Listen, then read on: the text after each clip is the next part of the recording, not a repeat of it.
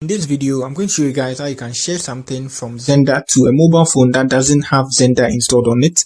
So to do this is very much simple. All you need to do is launch your Xender like this and then tap on this three bars here for the menu, and you can see share Xender. So you tap on the share Xender here and then you share Xender through Bluetooth. So I think every mobile phone has Bluetooth.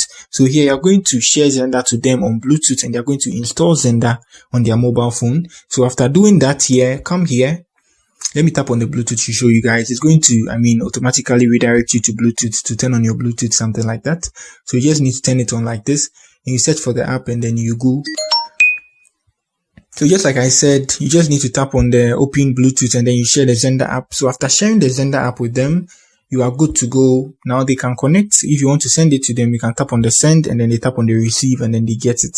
So that's how you can share something with people that don't have Xender on their mobile phone. What you need to do first is share Xender to them on Bluetooth after they install it, and then you share whatever you want to share with them on the Xender they've installed on their mobile phone. If you are new here, give me a like, subscribe to my channel. There are different ways of sharing Xender.